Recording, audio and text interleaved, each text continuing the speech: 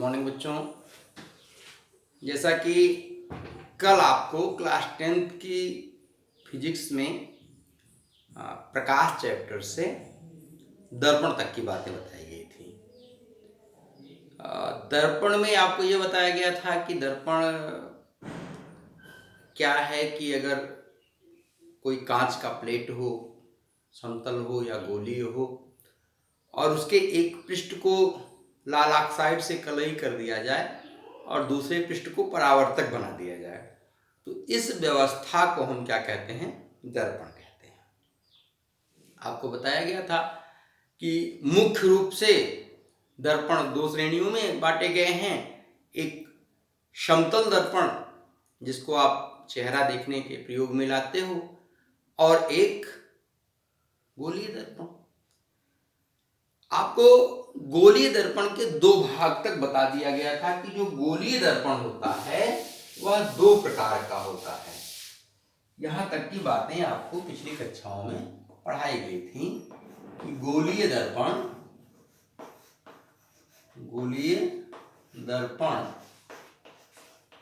क्या होता है? दो प्रकार का होता है। एक आपको बताया गया अवतल गोलीय दर्पण, अवतल गोलीय दर्पण, और दूसरा आपको बताया गया उत्तल गोलीय दर्पण।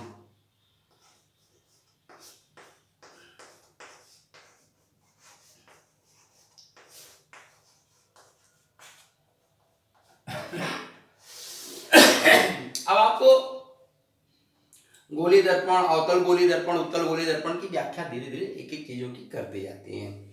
पहला चीज तो आपकी बात आ गई कि गोलीय दर्पण क्या होता है। तो गोलीय दर्पण की परिभाषा पूछी जा सकती है एक नंबर में कि गोलीय दर्पण क्या होता है। तो क्या लिखेंगे? गोलीय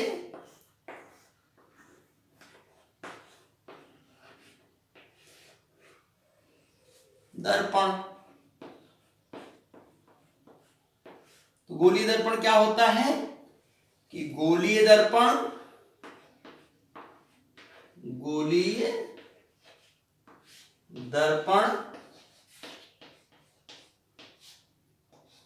किसी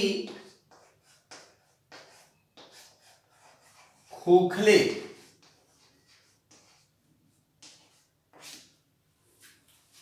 गोले का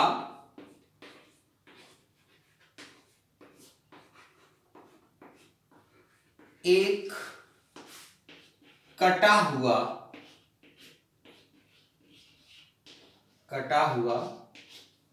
भाग होता है।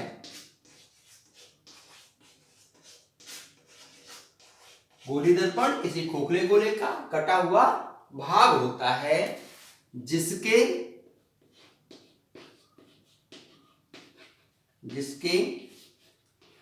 एक पृष्ठ पर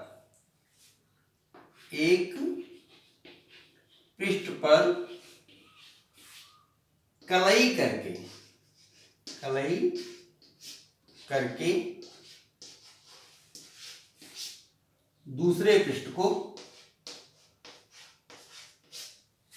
दूसरे पृष्ठ को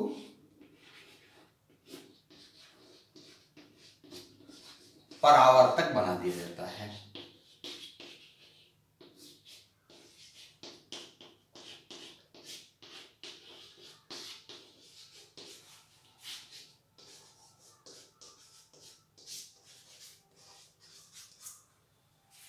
ध्यान दीजिए, क्या हुआ कि गोलीय दर्पण क्या होता है? गोलीय दर्पण किसी खोखले गोले का एक कटा हुआ भाग होता है जिसके एक पृष्ठ पर कलई करके दूसरे पृष्ठ को परावर्तक बना दिया जाता है। यानी कि कोई खोखला गोला हो, उस खोखले गोले से एक भाग काट के निकाल लिया जाए, और काट के निकालने के बाद उसके एक पृष्ठ को, एक किनारे को कलई करके दूसरे किनारे को परावर्तक बना दिया जाए, तो ये व्यवस्था क्या कहलाती है? गोलीय दर्पण कहलाता है। इसको चित्र के माध्यम से समझिए कि जैसे मान लीजिए कि ये कोई गोला है, ऐसे। अब इस गोले का एक पार्ट हमने काट लिया ये वाला, और एक पार्ट काट लिया ये वाला। क्या किया, यह एक गोला है गोला माने गेंद के आकार की कोई वस्तु है, या आप मान लीजिए जैसे ये बल्ब है तो इस बल्ब का ये पार्ट गोला है। अगर ये नीचे का पार्ट ना होता, ये पूरा पूरा गोल होता है गेंद की तरह, तो ये गोला होता। अब इस गोले को हम यहां से काटते हैं, तो जब काटते हैं तो ये वाला पार्ट एक प्लेट की आकार का छोटा सा पार्ट हमको प्राप्त हो जाता है। दूसरी तरफ भी काटेंगे तो ऐसे ही एक प्लेट के आकार का छोटा सा पार्ट प्राप्त हो जाएगा। अब जब हमको ये पार्ट प्राप्त होगा तो इसके एक पृष्ठ को कलई कर दिया जाए, मान लीजिए इधर से पेंट कर दिया गया, कलई कर दिया गया, तो परावर्तन की घटना दबे हुए तल से होने लगती है। उल्टा कर दिया जाए, इसके अंदर वाले भाग को कलई किया जाए तो परावर्तन की घटना उभरे हुए भाग से होने लगती है। तो जब किसी खोखले गोले को काट दिया जाता है, हमने क्या कहा कि गोली दर्पण किसी खोखले गोले का एक कटा हुआ भाग होता है जिसके एक पृष्ठ पर कलई करके दूसरे पृष्ठ को परावर्तक बना दिया जाता है। हमने कहा कि ये मान लिया हमने एक गोला है जो अभी आपको दिखाया। अब क्या कर रहे हैं, इसको दो जगहों से काट दे रहे हैं, एक यहां से काट दिया और एक यहां से काट दिया। तो जब आप काटोगे तो काटने के लिए ये भाग गायब हो गया। अब ये वाले हमारे पास भाग बचे, ध्यान से देखिएगा। अब भाग जब ये बचे तो अगर इसको और चित्रात्मक ढंग से देखना आप चाहते हो तो ऐसे इसको अब ऐसे मिला दो, ऐसे, और इस वाले को ऐसे मिला दीजिए। अब आपको दो कटे हुए भाग मिल गए। अब इन दो कटे भागों में हम क्या करते हैं कि इस वाले भाग में अंदर की तरफ से कलई कर देते हैं,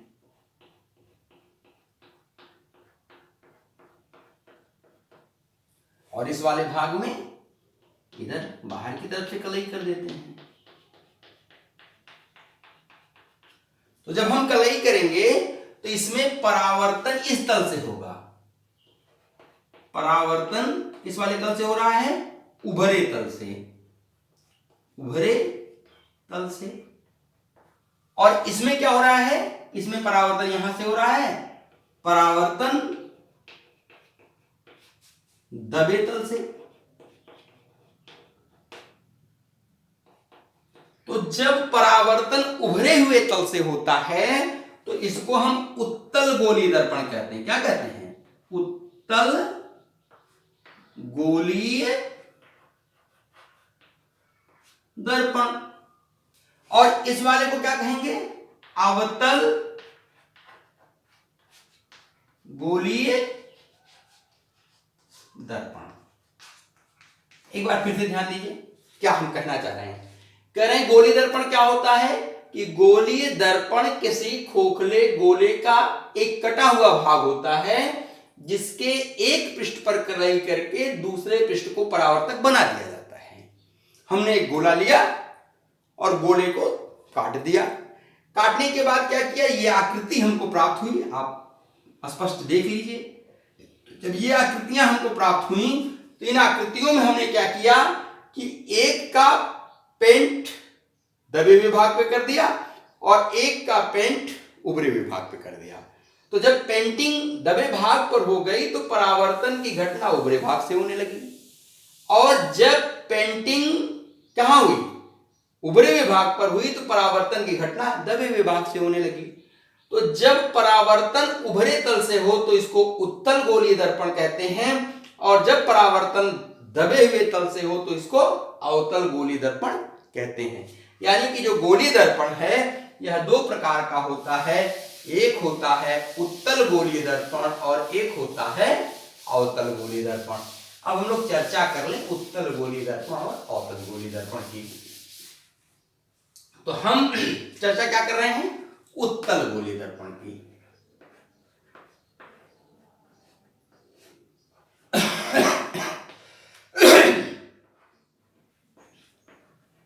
उत्तल गोलीय दर्पण की।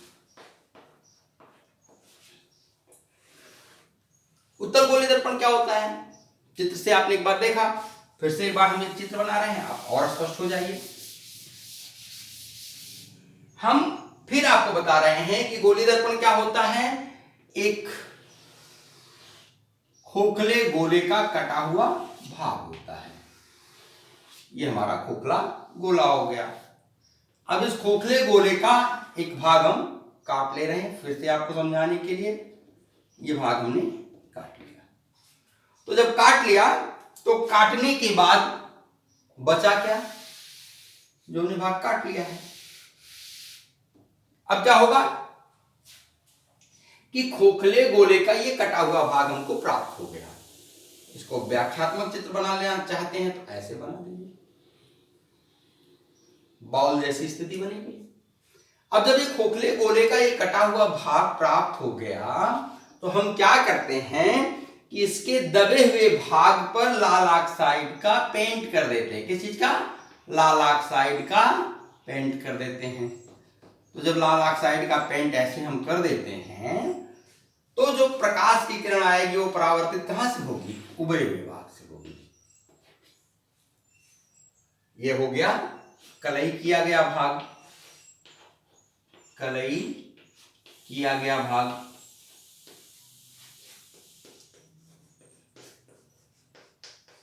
और ये क्या हो गया? परावर्तक तल। अब इसमें परावर्तन की घटना किससे हो रही है? उभरे तल से। कैसे? उभरे तल से। तो जब परावर्तन की घटना उभरे तल से होती है तो इस गोलीय दर्पण को हम क्या कहते हैं? उत्तल गोलीय दर्पण कहते हैं। उत्तल गोलीय दर्पण।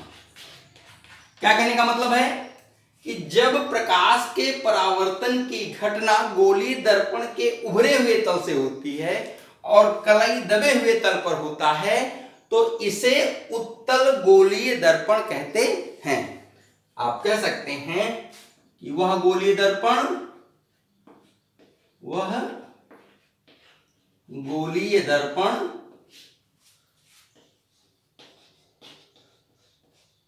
जिसमें प्रकाश के परावर्तन की घटना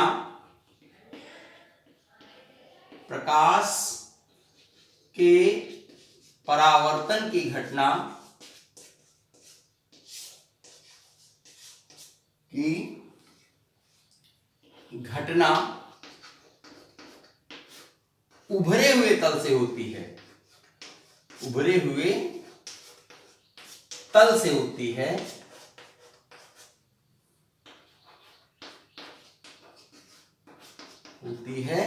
क्या कहलाता है?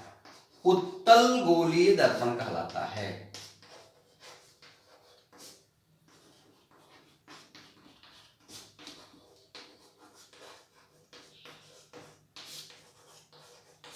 हमको लगता है किसी को उत्तल गोलीय दर्पण में कोई दिक्कत नहीं होगी। क्या हुआ कि जब हम गोलीय दर्पण, क्या कहा हमने कि गोलीय दर्पण किसी कांच के खोखले गोले का कटा हुआ एक भाग होता है। अब उसमें दो चीजें कर सकते हैं कि जो कटा हुआ भाग हम ले रहे हैं उस कटे हुए भाग के अवतल पार्ट में, जैसे ये कटा हुआ भाग है, इसके अवतल पार्ट में पेंट कर दिया जाए तो परावर्तन उत्तल पार्ट में होने लगेगा। और अगर इसके उत्तल पार्ट में पेंट कर दिया जाए तो परावर्तन अवतल भाग में होने लगेगा। यदि परावर्तन की घटना उभरे हुए तल से उत्तल भाग से हो रही है तो ऐसे गोलीय दर्पण को उत्तल गोलीय दर्पण कहते हैं। और अगर परावर्तन की घटना दबे हुए तल से होती है तो उसे अवतल गोलीय दर्पण कहते हैं। चित्र से भी आपको स्पष्ट कर दिया कि ये उत्तल गोलीय दर्पण है। अब इसी समय अवतल गोलीय दर्पण को आप समझ लीजिए कि अवतल गोलीय दर्पण क्या होता है।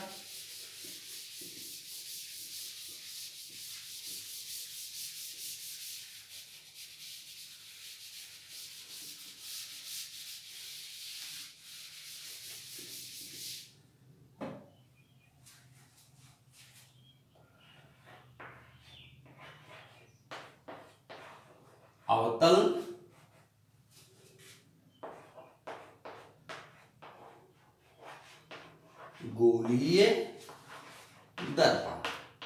गौर से पढ़िएगा, क्योंकि अवतल से संबंधित ज्यादा परिघटनाएं आपके साथ होंगी और ज्यादा परिघटनाओं को अवतल के साथ ही एक्सप्लेन किया जाएगा। ज्यादा टॉपिक अवतल गोली दर्पण से संबंधित है। तो अवतल गोली दर्पण क्या होता है? फिर गोली दर्पण की वही पुरानी परिभाषा कि गोली दर्पण क्या होता है कि गोली दर्पण किसी खोखले गोले का कटा हुआ एक भाग होता है। तो हमने ले लिया ये एक खोखला गोला है।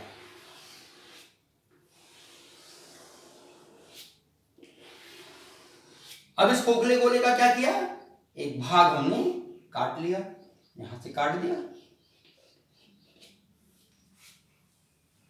शेष भाग को हमने हटा दिया, ये भाग हमको मिला।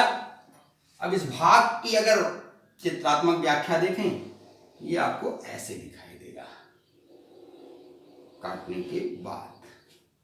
अब हम क्या कर रहे हैं, इसमें बाहर से कलई कर दे रहे हैं। ये कलई कर दिया। अब क्या हुआ कि इसमें जो परावर्तन की घटना होगी वो कैसे होगी, दबे हुए तल से होगी। प्रकाश ऐसे जाएगी और ऐसे वापस चली जाएगी। तो क्या हुआ, ये वाला तल क्या हुआ, कलई किया हुआ तल हो गया, कलई किया तल। और जो अंदर वाला भाग है, यहां से क्या हो रहा है, प्रकाश का परावर्तन।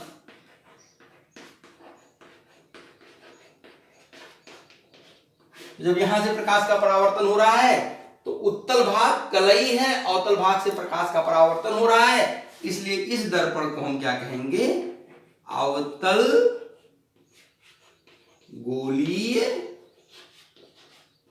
दर्पण। सहजता से आप कह सकते हैं कि वे गोलीय दर्पण जिनमें परावर्तन की घटना अवतल भाग से होती है, दबे हुए भाग से होती है, उन्हें अवतल गोलीय दर्पण कहते हैं। परिभाषा लिख सकते हैं कि वे गोलीय दर्पण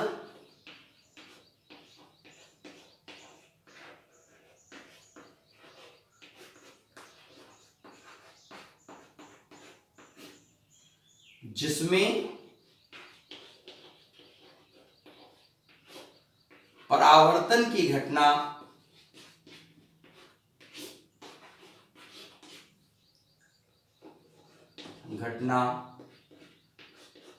दबे हुए तल से होती है, दबे हुए तल से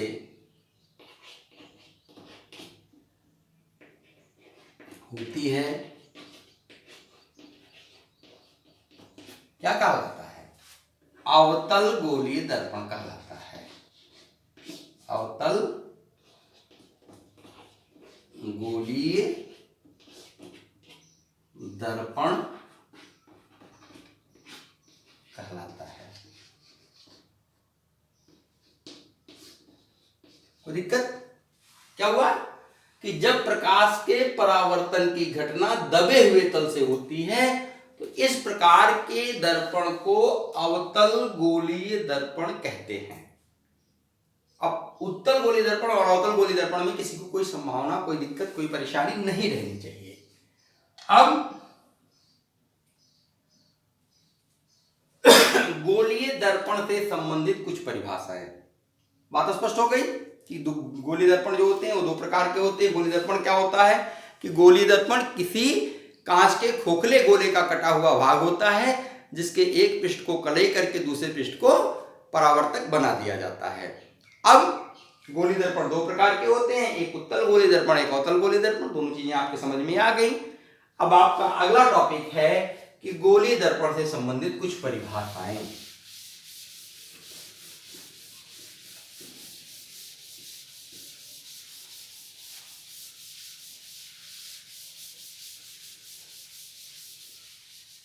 अगली चीज है आपकी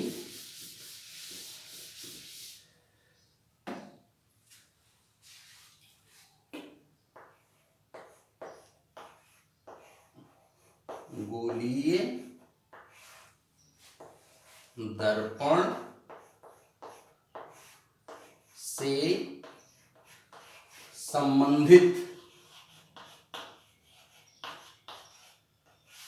कुछ परिभाषाएं।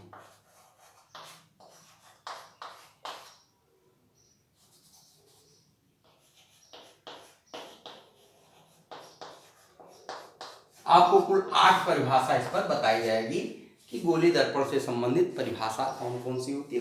कुल 8 परिभाषा बताते हैं। तो एक बार फिर से ध्यान दीजिए कि गोलीय दर्पण क्या चीज होता है कि गोलीय दर्पण किसी खोखले गोले का एक कटा हुआ भाग होता है जिसके एक पृष्ठ को कलई करके दूसरे पृष्ठ को परावर्तक बना दिया जाता है। अब स्कूल की बात होती तो प्रयोगशाला से आपको दर्पण ला के दिखा दिया जाता, ऐसी स्थिति है नहीं। एक चीज आपके घर में उपलब्ध होगा गोलीय दर्पण को समझने के लिए, चम्मच। एक नया चम्मच उठाइए और नया चम्मच उठाने के बाद इसमें चेहरा देखने का प्रयास कीजिए। जब चेहरा आप दबे हुए तल से देखेंगे ये वाला पार्ट, तो ये वाला पार्ट अवतल गोलीय दर्पण की भांति व्यवहार करेगा और ये वाला पार्ट उत्तल गोलीय दर्पण की भांति व्यवहार करेगा। लेकिन चम्मच नया होना चाहिए, पेंट बिल्कुल ताजा होना चाहिए। घिसे हुए चम्मच में आपको ये चीज दिखाई नहीं देगी। अगर आप किसी दंत डॉक्टर के परिवार से हैं तो दंत चिकित्सक एक दर्पण से दांत को देखता है, वो अवतल गोलीय दर्पण होता है, आप उसको सरलता से देख सकते हैं। लेकिन हर बच्चे के घर में एक चम्मच होगा। इस चम्मच के इस वाले भाग को अवतल गोलीय दर्पण और इस वाले भाग को उत्तल गोलीय दर्पण समझ करके आप सरलता से गोलीय दर्पण को समझ सकते हैं, उनके विभेद को समझ सकते हैं। अब बात हो रही है कि गोलीय दर्पण से संबंधित कुछ परिभाषाएं। तो गोलीय दर्पण से संबंधित कुछ परिभाषाओं में पहला चीज होता है गोलीय दर्पण का ध्रुव। क्या होता है? गोलीय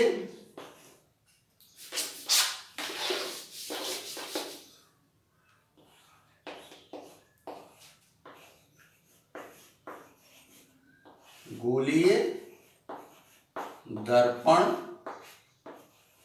का ध्रुव। सरलता से आप इसको केवल ध्रुव ही याद कर सकते हैं, कोई दिक्कत नहीं होती है। तो देखिए आपको 2 गोलीय दर्पण दिखाए गए। ये उत्तल गोलीय दर्पण है और ये अवतल गोलीय दर्पण है।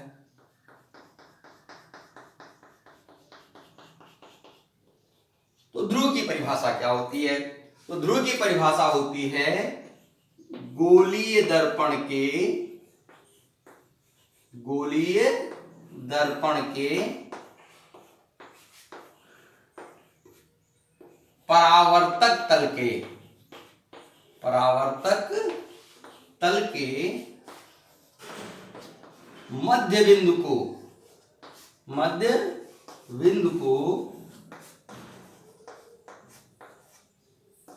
गोलीय दर्पण का ध्रुव कहते हैं।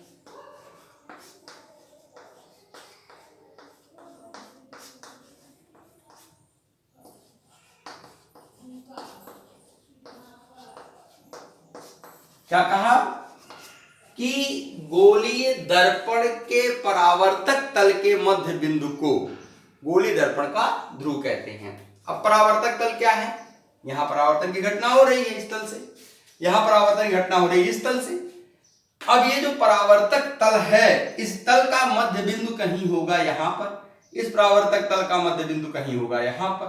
तो जो मध्य बिंदु होता है गोलीय दर्पण के परावर्तक तल का, उसी मध्य बिंदु को हम क्या कहते हैं? ध्रुव बोलते हैं, ध्रुव। तो क्या हुआ कि किसी भी गोलीय दर्पण के परावर्तक तल के मध्य बिंदु को गोलीय दर्पण का ध्रुव कहते हैं। फिर से जैसे मान लीजिए कि अगर ये हम गोलीय दर्पण मानते तो इसका ये वाला परावर्तक तल मानिए या ये वाला परावर्तक तल मानिए, हमने मान लिया ये वाला परावर्तक तल है, तो इसका मध्य बिंदु कहीं यहां कहीं होगा। तो जहां पर भी इसका मध्य बिंदु होगा उसी मध्य बिंदु को इस दर्पण का हम क्या कहेंगे? ध्रुव कहेंगे। बिल्कुल मिडिल में होना चाहिए, मध्य बिंदु यही कहलाता है। अब तो दर्पण का ध्रुव क्या हुआ कि गोलीय दर्पण के परावर्तक तल के मध्य बिंदु को गोलीय दर्पण का ध्रुव कहते हैं। किसी को कोई दिक्कत नहीं होनी चाहिए। अब वो चाहे अवतल गोलीय दर्पण हो चाहे उत्तल गोलीय दर्पण हो, दोनों में परावर्तक तल जो है उसी का मध्य बिंदु आपका क्या कहलाएगा? गोलीय दर्पण का ध्रुव कहलाएगा। अगला टॉपिक आपका है वक्रता केंद्र।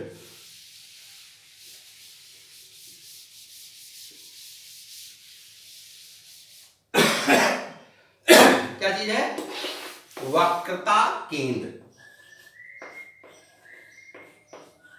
वक्रता केंद्र। वक्रता केंद्र क्या चीज होता है? अब देखिए, आपको गोली दर्पण की परिभाषा बताई गई थी कि गोली दर्पण किसी खोखले गोले का कटा हुआ एक भाग होता है। गोली दर्पण क्या होता है? खोखले गोले का कटा हुआ एक भाग होता है। इसी से हमने ये पार्ट लिया था इधर और ये पार्ट लिया था इधर। अब ये दो गोली दर्पण बन गए थे। ये वाला हमने अंदर से कलई किया था तो ये उत्तल बना था, और इस वाले में हमने क्या किया था? बाहर से कलई किया था तो ये अवतल बना था। अब ध्यान देने की चीज क्या है कि जिस इस गोले से काट करके ये दोनों दर्पण निकाले गए हैं, इसका केंद्र कहीं पर होगा। उस खोखले गोले का केंद्र जिसका दर्पण एक कटा हुआ भाग है। ध्यान दीजिए कि उस खोखले गोले का केंद्र जिसका दर्पण एक कटा हुआ भाग है, क्या कहलाता है? गोली दर्पण की वक्रता केंद्र कहलाता है। तो क्या लिखेंगे कि उस खोखले गोले का केंद्र, खोखले गोले का केंद्र, गोले का केंद्र, किस खोखले गोले का केंद्र? जिसका दर्पण कटा हुआ एक भाग है, दर्पण कटा हुआ एक भाग है, गोली दर्पण का, गोलीय दर्पण का वक्रता केंद्र कहलाता है। वक्रता केंद्र कहलाता, कोई दिक्कत नहीं। क्या कहा गया कि उस दर्पण का केंद्र कि जिसका गोलीय दर्पण कटा हुआ एक भाग है, गोली दर्पण का वक्रता केंद्र कहलाता है। इसे सी से दर्शाते हैं, और जो अभी आपको ध्रुव बताया उस ध्रुव को कैपिटल पी से दर्शाते हैं।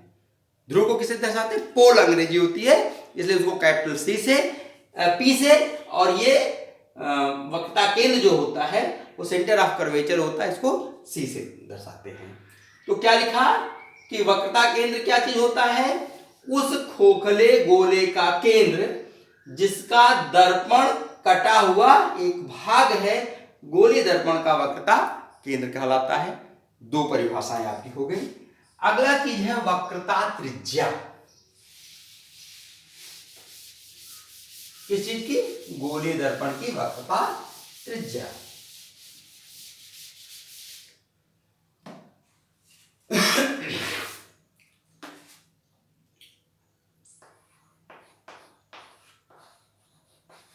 चाहे गोली लिखिए या ना लिखिए, कोई चीज नहीं। अब गोली दर्पण की चर्चा चल ही रही है तो हम क्या करेंगे?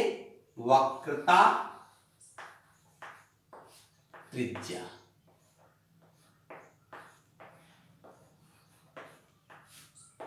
वक्रता त्रिज्या क्या होती है? फिर आपको वही बात कि जो गोली दर्पण होता है वह किसी खोखले गोले का कटा हुआ भाग होता है। चित्र वैसे ही, ये भाग लिया और इधर से हमने ये वाला भाग ले लिया। अब क्या हुआ? ये दो गोली दर्पण प्राप्त हो गए। इधर अंदर से कलई किया, उत्तल हो गया, इधर से कलई कर दिया, अवतल हो गया। अब क्या करेंगे कि वक्रता त्रिज्या क्या होती है? उस खोखले गोले की त्रिज्या, उस खोखले गोले की त्रिज्या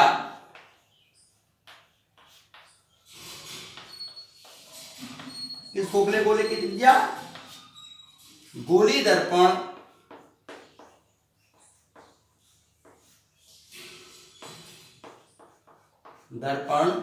जिसका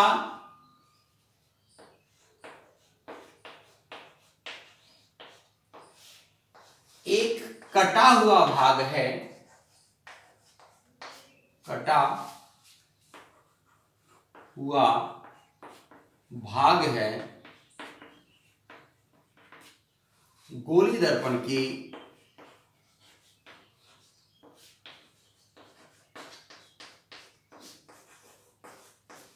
वक्रता त्रिज्या कहलाती है।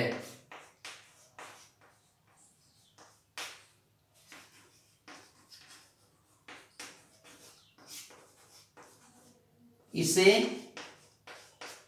स्मॉल आर से दर्शाते हैं। अब इसको चाहे स्मॉल आर से दर्शाइए चाहे कैपिटल आर से दर्शाइए, अलग अलग लेखकों ने अलग अलग किताबों में किसी ने कैपिटल आर लिखा है तो किसी ने स्मॉल आर लिखा है। आपका मतलब केवल इतना है कि वक्रता त्रिज्या क्या होती है, तो उस खोखले गोले की त्रिज्या जिसका दर्पण एक कटा हुआ भाग होता है, गोलीय दर्पण की वक्रता त्रिज्या कहलाती है। अब यहां मान लीजिए इसका वक्रता केंद्र है। अब यहां से हम क्या करेंगे, इसको मिला देंगे, यहां से चाहे जिधर भी मिला दीजिए, इसको मिला दिया तो ये एक त्रिज्या बन के आ गई और ये त्रिज्या स्मॉल आर है।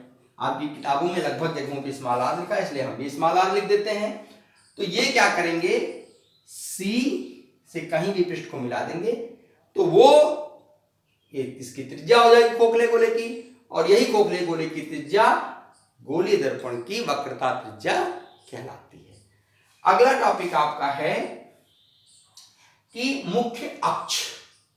तो दिक्कत नहीं कोई कि वक्रता त्रिज्या क्या होती है कि उस खोखले गोले की त्रिज्या गोलीय दर्पण जिसका कटा हुआ एक भाग है या कटा हुआ भाग है क्या कहलाता है, गोलीय दर्पण की वक्रता त्रिज्या कहलाती है। चित्र से भी बात स्पष्ट एकदम कंफर्म है, कोई दिक्कत आपको नहीं होनी चाहिए।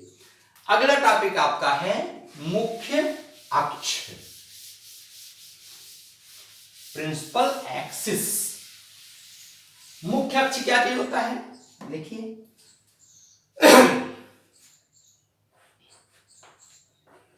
मुख्य अक्ष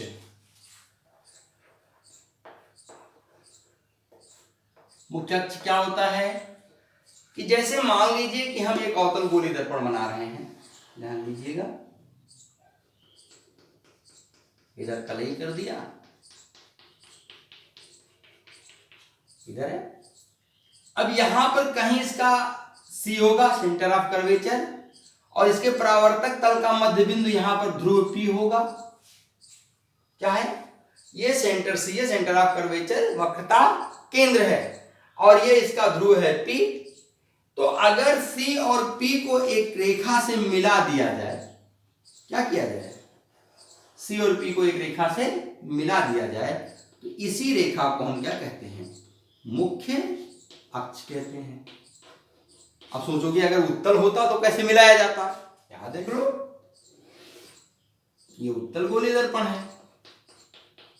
अब चूंकि गोला इधर होगा तो इसका सेंटर ऑफ कर्वेचर वक्रता केंद्र यहां पर होगा और इसका ध्रुव पी यहां पर होगा।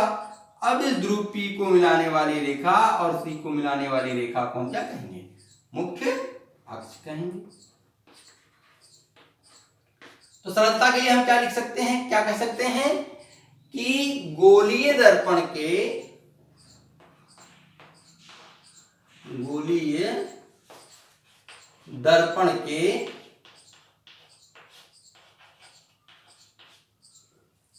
ध्रुव एवं वक्रता केंद्र को, गोलीय दर्पण के ध्रुव एवं वक्रता केंद्र को मिलाने वाली रेखा,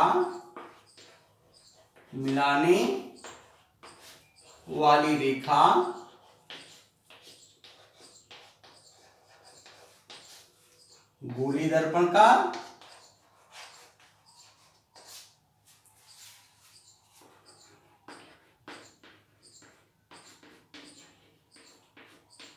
मुख्य अक्ष कहलाती है। अक्ष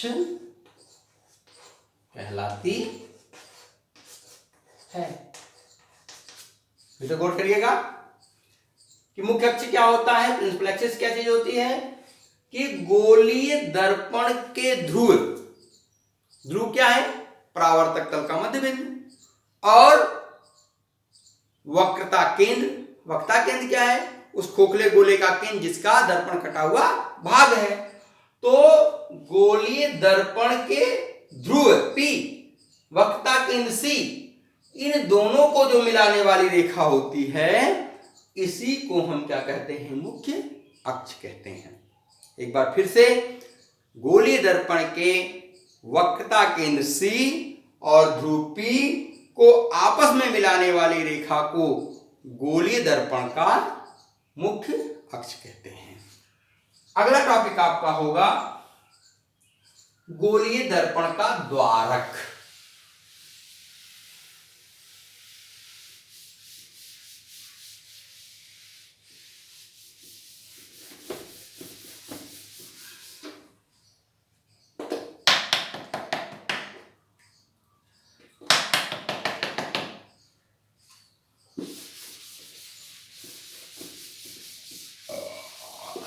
क्या टॉपिक अब क्या आगे आपको पढ़ना है, गोलीय दर्पण का द्वारक।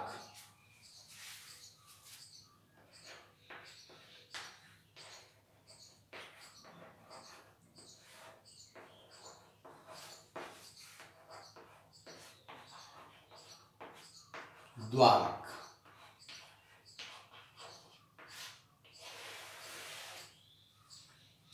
अब क्या होता है, इसकी परिभाषा होती है कि गोलीय दर्पण के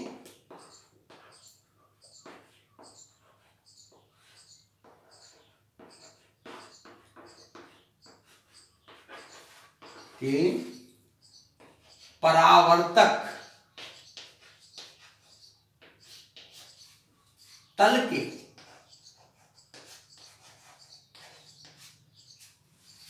मध्य बिंदु को,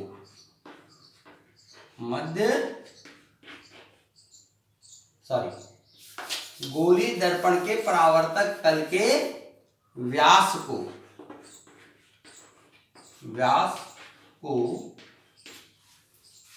गोलीय दर्पण का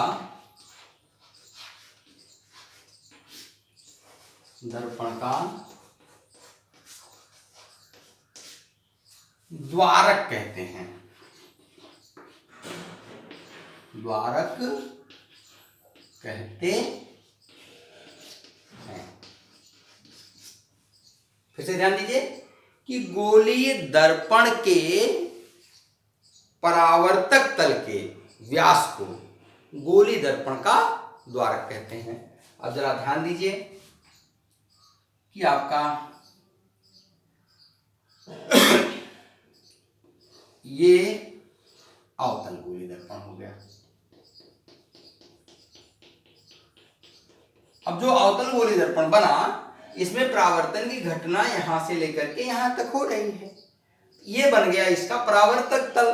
अब परावर्तक तल का व्यास क्या होगा कि यहां से अगर यहां को मिला दिया जाए तो ये गोलीय दर्पण का परावर्तक तल का व्यास हो जाएगा, और इसी व्यास को हम क्या कहेंगे, द्वारक कहेंगे। ऐसे ही अगर हमारे पास ये उत्तल गोलीय दर्पण है,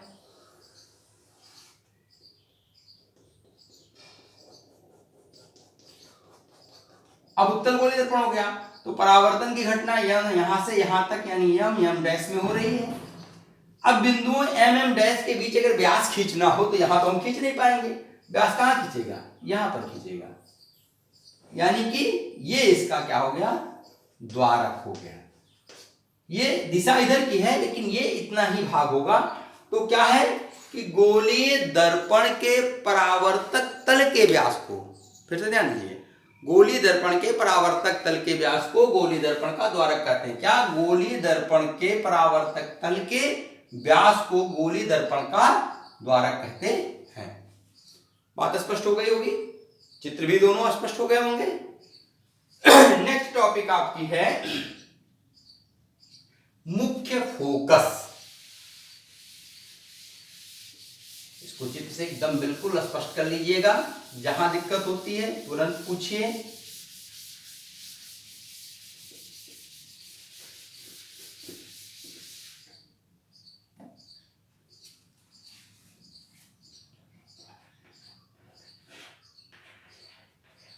मुख्य फोकस, मुख्य फोकस क्या होता है? अब परिभाषा के अनुसार हम क्या लिखेंगे? मुख्य फोकस की परिभाषा हम लिख दे रहे हैं, फिर चित्र के माध्यम से इसको स्पष्ट किया जाएगा। मुख्य फोकस की परिभाषा क्या होती है कि गोलीय दर्पण में, गोलीय दर्पण में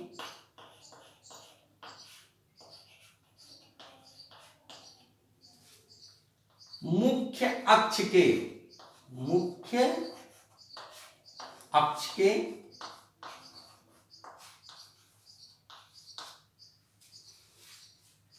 समांतर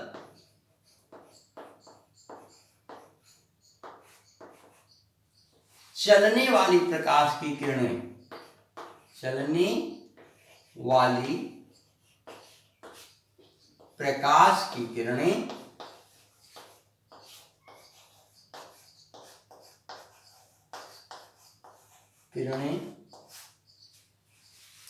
दर्पण से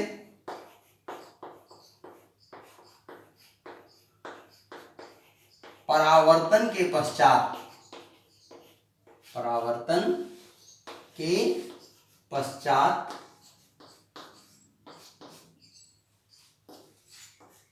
जिस बिंदु पर मिलती हैं, ये कहां होगा? अवतल गोलीय दर्पण में।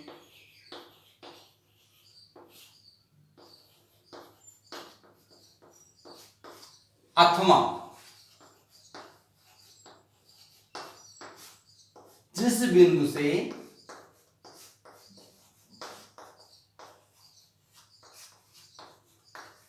से आती हुई प्रतीत होती हैं, आती हुई प्रतीत होती हैं,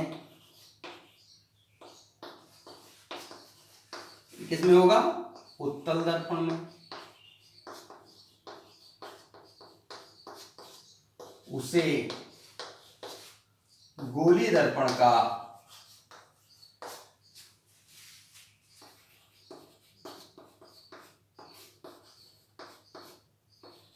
मुख्य फोकस कहते हैं।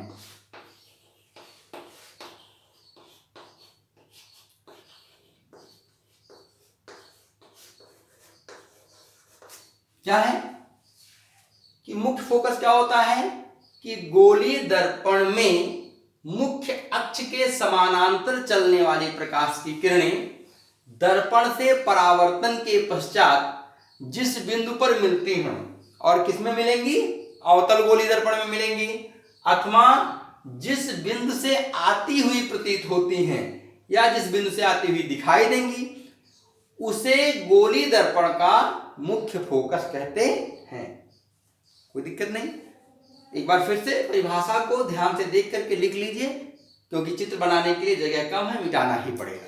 तो क्या है कि गोलीय दर्पण में मुख्य अक्ष के समानांतर चलने वाली प्रकाश की किरणें दर्पण से परावर्तन के पश्चात जिस बिंदु पर मिलती हैं, किसमें? अवतल दर्पण में, अथवा जिस बिंदु से आती हुई प्रतीत होती हैं, ये किसमें होगा? उत्तल गोलीय दर्पण में, उसे गोलीय दर्पण का मुख्य फोकस कहते हैं। इसे F से दर्शाते हैं, इसे कैपिटल F से दर्शाते हैं।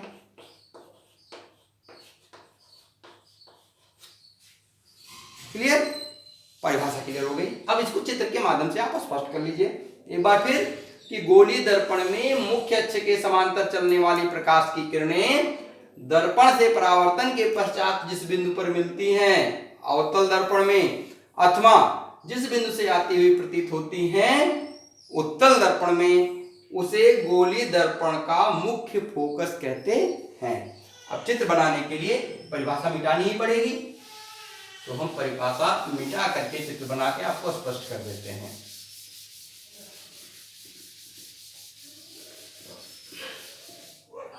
अब क्या करेंगे, देखिए इसमें कि ये आपका एक अवतल गोलीय दर्पण है। अवतल गोलीय दर्पण है और इस अवतल गोलीय दर्पण में अभी आपको परिभाषित किया कि परावर्तक तल के मध्य बिंदु को P कहते हैं ध्रुव। जिस खोखले गोले का ये कटा हुआ भाग है उसको हम क्या कहते हैं, सेंटर ऑफ कर्वेचर।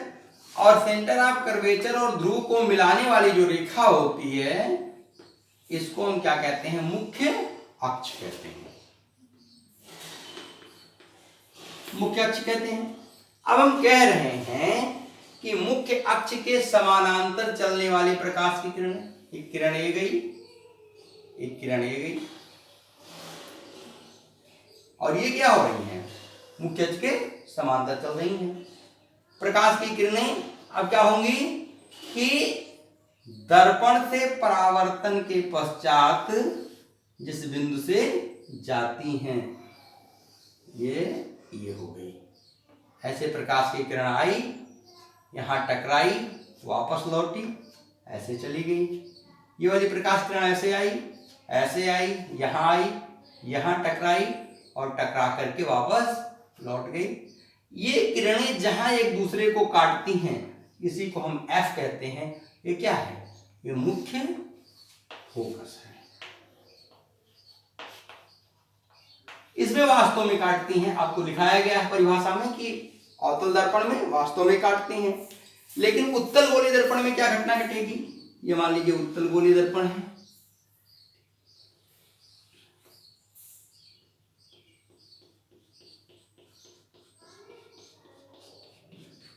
अब इसमें क्या है, ये परावर्तक तल का मध्य बिंदु है P, ये इसका सेंटर ऑफ कर्वेचर है C। इन C और P को मिलाने वाली जो रेखा है इसी को हमने क्या कहा, मुख्य अक्ष। अब क्या करना है, मुख्य अक्ष के समानांतर प्रकाश की किरणें लानी है। ये प्रकाश की किरण मुख्य अक्ष के समांतर गई और दर्पण से टकराई, और ये प्रकाश किरण मुख्य अक्ष के समांतर गई और दर्पण से टकराई। थोड़ा सा चित्र की जगह कम पड़ रही है, ऐसे। अब क्या होगा कि ये दर्पण से टकराने के बाद ऐसे रिटर्न होगी कि जैसे वो इस बिंदु से आ रही है, ऐसे ऐसे चली जाएगी, और यहां भी ऐसे आएगी, वो थोड़ा सा ऐसे ऐसे गई और परावर्तन के पश्चात ऐसे वापस लौट गई। अब जब इन वापस लौटी हुई किरणों को आगे बढ़ाया जाता है तो ये देखने में ऐसे यहां से लगता है कि जैसे ये यहां से परावर्तित होकर नहीं आ रही, बल्कि यहां से आ रही हैं। ये कहां से आ रही हैं, यहां से आ रही हैं, और यहां से जब आती हुई प्रतीत होती हैं तो आपसे कहा गया कि मुख्य अक्ष के समांतर चलने वाली प्रकाश की किरणें दर्पण से परावर्तन के पश्चात जिस बिंदु पर एक दूसरे को काटती हैं अवतल में, अथवा एक दूसरे को काटती हुई प्रतीत होती हैं उत्तल में, उसे मुख्य फोकस कहते हैं। फिर से कि गोलीय दर्पण में मुख्य अक्ष के समानांतर चलने वाली प्रकाश की किरणें दर्पण से परावर्तन के पश्चात जिस बिंदु पर एक दूसरे से मिलती हैं या एक दूसरे से मिलती हुई प्रतीत होती हैं, वही गोलीय दर्पण का मुख्य फोकस होता है। इसी पर एक और परिभाषा आपकी आ जाती है, फोकस दूरी। क्या जाती है, फोकस दूरी। फोकस दूरी क्या होता है, अब ये जो फोकस बिंदु है इसके और ध्रुव के बीच की दूरी को हम क्या कहते हैं, फोकस दूरी कहते हैं। इसमें स्मॉल f से दर्शाते हैं।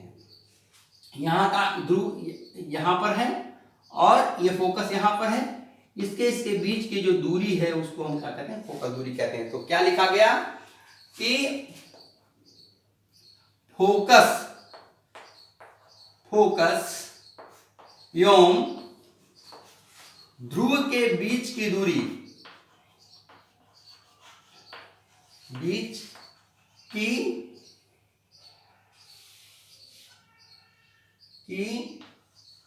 दूरी को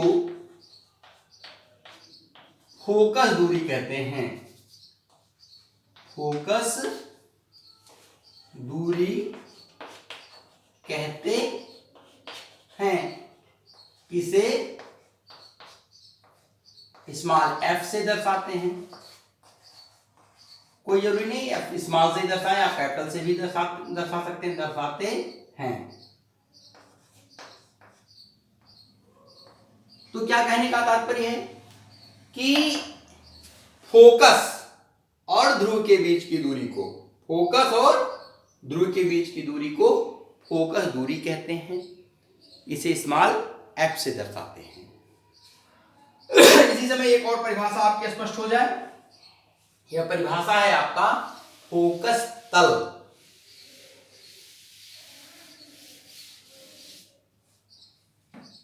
फोकस तल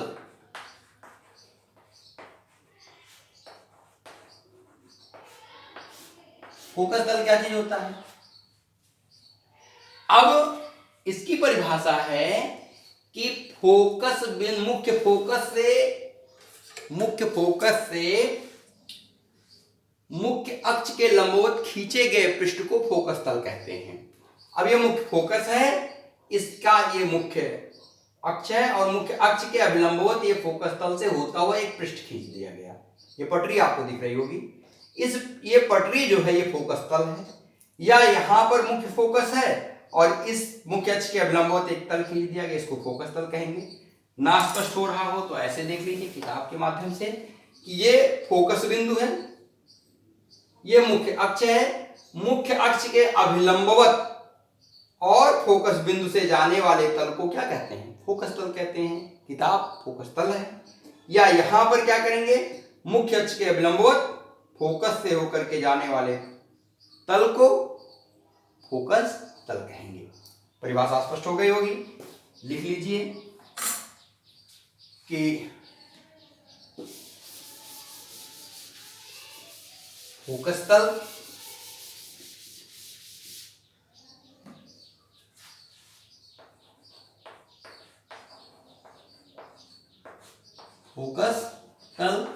फोकस तल क्या चीज होता है कि मुख्य अक्ष के अभिलंबवत, मुख्य अक्ष के अभिलंबवत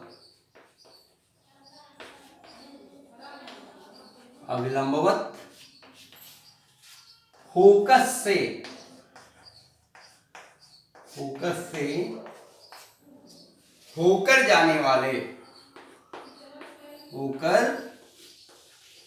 जाने वाले तल को फोकस तल कहते हैं। फोकस तल कहते हैं। एक बार फिर से, मुख्य अक्ष के अभिलंबवत फोकस से होकर जाने वाले तल को फोकस तल कहते हैं। चित्र से आपको एकदम पूर्णतः स्पष्ट हो गया होगा कि फोकस तल किसे कहते हैं, उसको कैसे दर्शाया जाता है। अब आज आपने क्या क्या पढ़ लिया कि गोलीय दर्पण दो प्रकार के होते हैं, गोलीय दर्पण की परिभाषा क्या होती है और गोलीय दर्पणों से संबंधित मुख्य परिभाषाएं क्या होती हैं, वो 8 परिभाषाएं आपने पढ़ लिया।